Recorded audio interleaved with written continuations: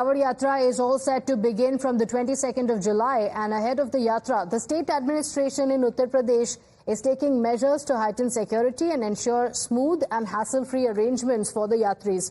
In this attempt, though, the Muzaffarnagar administration has issued an order asking hotels, dhabas and even carts on the Kavod Yatra route in Muzaffarnagar to voluntarily display the names of their owners and the proprietors. Now, the administration says that during the month of Shravan, Kavod Yatris follow certain dietary restrictions and that they generally don't prefer buying from stores where food that is non-fast compliant is sold.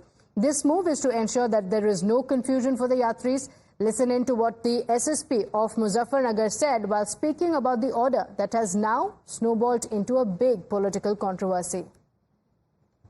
देखिए, कांवड़ की तैयारियां शुरू हो गई हैं और हमारे जनपद में लगभग 240 किलोमीटर का कांवड़ मार्ग है। इसमें जितने भी खान पान के दुकानें हैं, चाहे वो होटल, ढाबे, ठेले, जहां से भी कांवड़िए अपनी खाद्य सामग्री खरीद सकते हैं, उन सबको ये निर्देशित किया गया है कि अपने प्रोप्राइटर के या काम करने वालों के नाम जरूर डिस्प्ले करें। ये इसलिए ज़रूरी है ताकि किसी प्रकार का कोई कन्फ्यूजन किसी भी कांवड़िए के अंदर ना रहे और ऐसी स्थिति ना उत्पन्न हो कि कहीं कोई आरोप प्रत्यारोप हो और बाद में कानून व्यवस्था की स्थिति उत्पन्न हो। इसलिए ऐसा निर्देश दिया गया है और सब इसको अपनी स्वेच्छा से इसका पालन कर रहे हैं।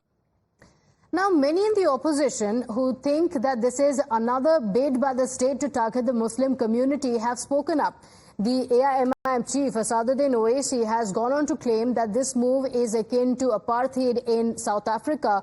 And the SP chief and former Uttar Pradesh chief minister Akhilesh Yadav says that the court must take note of this move, which is aimed at creating communal disharmony. Lyricist Javed Akhtar has gone a step ahead. He's a vocal critic of the BJP government, and he has commented that in Nazi Germany, they used to make only a mark on particular shops and houses. The TMC MP Saket Gokhale has written to the NHRC seeking disciplinary action against the SSP who issued the order, calling for the withdrawal of the order. The Human Rights Panel is yet to respond to the letter that has been written by the TMC Saket Gokhale.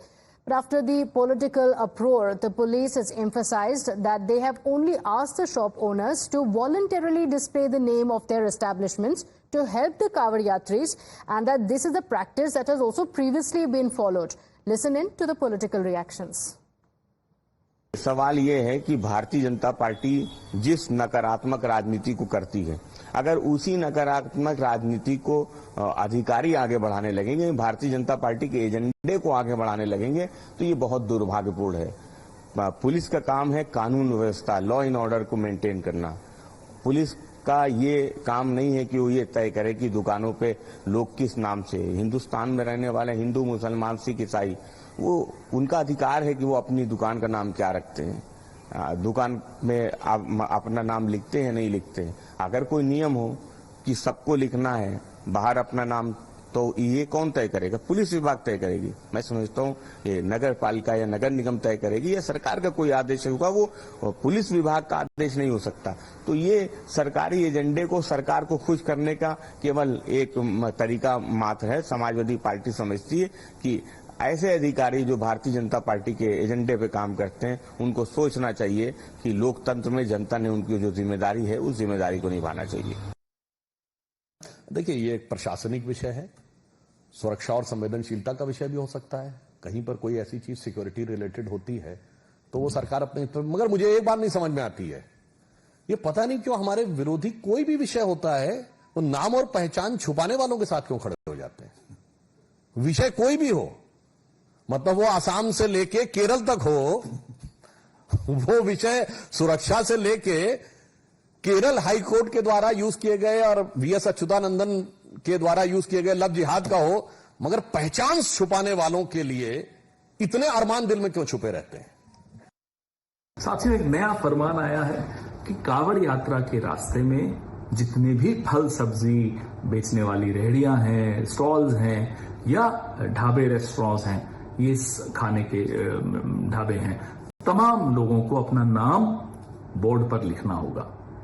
इसके पीछे की मंशा बड़ी स्पष्ट है, आप समझ गए होंगे।